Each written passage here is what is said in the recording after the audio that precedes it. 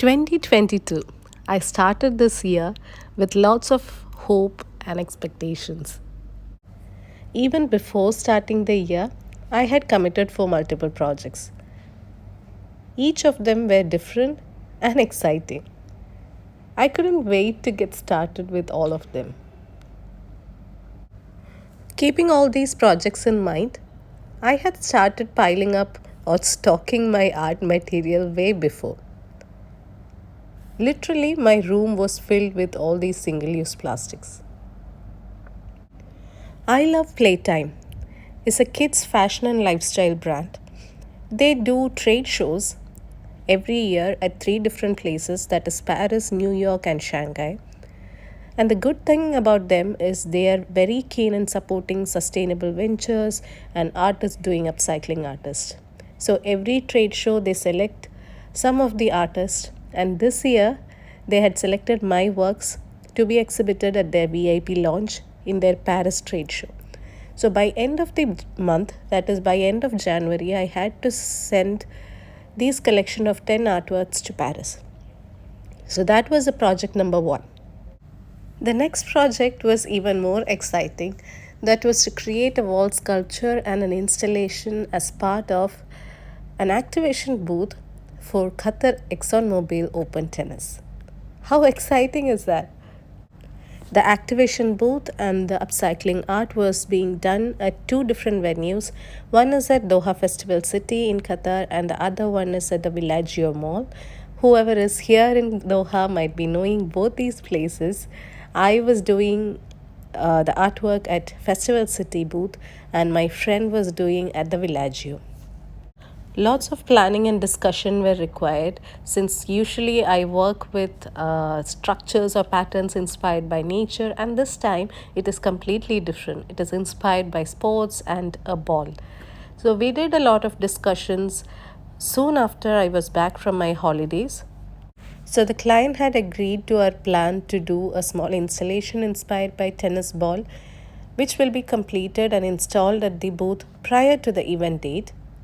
And for 3 weeks, artists will be staying at the booth during the evening time, and we'll be creating a wall sculpture which will be like a live creation of artwork using single use plastics, so the audience will also get the importance of upcycling and will be kind of passing the awareness. The ExxonMobil booth itself was really exciting, and there were multiple activities highlighting the importance of sustainability and upcycling. So the activation booth was there at DFC for 3 weeks, which was prior to the ExxonMobil Open Tennis date. For the wall installation or the wall sculpture, my idea was to create a base inspired by the tennis court, which will be in two different shades. And there will be textures like hemispheres, which will be like half tennis ball, which will be created by base of the single use plastics, and the shredded plastic will be added as the background. I had made prototypes of the background technique that can be used in the larger surface. And at the venue, we started by painting the background tennis court, which was done on 120 by 80 centimeter stretch gallery wrapped canvas, and we used acrylic as a base. We had enough time to complete this whole artwork because we had 3 weeks to complete, and usually during weekdays I used to go there for a couple of hours, and during weekends I extend that to 4-5 hours, and we used to get some interesting visitors as well. To add some more excitement to these days, this large abstract artwork got sold through Saatchi Art, and I had to pack it and ship. And the same collector had ordered this diptych artwork, and one of that had to be created like a custom order inspired by the other work. So all these things were parallelly done when I was at home during the daytime. This is the most rewarding part of the whole process of creating an original artwork, to see them going to its forever home. Parallelly, the work on this wall sculpture at the festival city also progressed really beautifully. The funniest incident every day will be some or the other visitor guessing that this tennis ball structure is like coronavirus. I know most of us also felt the same. We also had a good soft opening of this activation booth, which was attended by many dignitaries. Parallelly, it was almost time to complete the artworks that need to be shipped to Paris. There were totally 10 artworks, all of them inspired by coral reefs, and the color pattern was simple white and gold, but different textures. And I was really excited to create all these unique textures.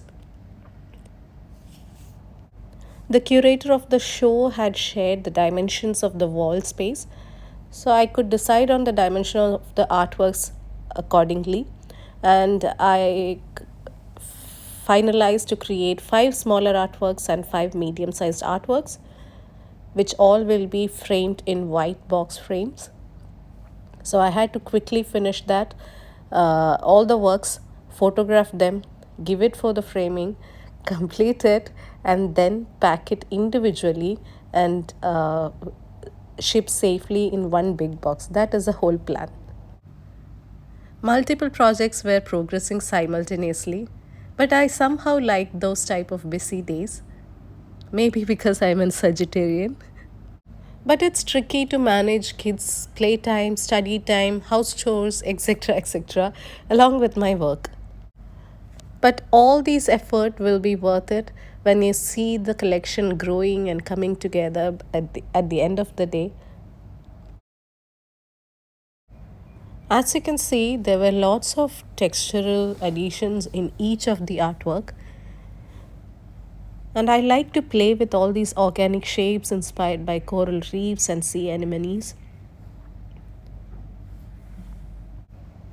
Also, it's such a proud feeling to see the single use plastics or the so called trash being turned into something so beautiful and collectible at the end of the day. It's an act of saving these single use plastic from being ended up as a landfill. Soon after the artworks were completed, I had to take them individually to take photographs. I usually shoot them myself. I used to carry them to my terrace, apartment terrace, and at the golden hour, I get the beautiful captures. So that was the next part. I usually use a mock black frame to shoot or photograph my artworks, and now it's really time to send these artworks to the framer. He also did a wonderful job. It all came in a white, beautiful box frame. I had to pack them individually and send them in this big box. Yeah, you could see my little helping hands as well. Thank God it all reached safely at Paris and on time. The show was really brilliant, and I was so happy to see such beautiful display with the beautiful blue background, and the white and gold was really highlighted. This was the whole setup of the VIP lounge. And coming back to our wall sculpture story at DFC, it was progressing really well. As I mentioned earlier, my plan was to create hemispheres using the bottom of the bottles to create structures that looks like half of the tennis ball, and I would attach them onto this stretch gallery wrapped canvas. Once all the hemispheres were painted and attached, now I am moving on to shredding the plastic pieces. I had all these sponge pieces and the shredded plastics, which will be added as a beautiful glittery background. This phase of the work initially looked easy but took so many days to complete, and this is how the finished signed artwork looked like. I was really happy with the work, and we got lots of compliments. And soon after the Qatar Open Tennis was completed, the clients would hand over this artwork to Qatar Tennis Federation and Qatar ExxonMobil. And every day we had so many of these sweet highlighted moments, and I'm glad that I could capture all these. During the creation phase of this project, I couldn't document them properly, but now when I look back, I'm glad that at least I have these many clips to share with you. This was certainly a milestone project for me. In fact, a milestone month.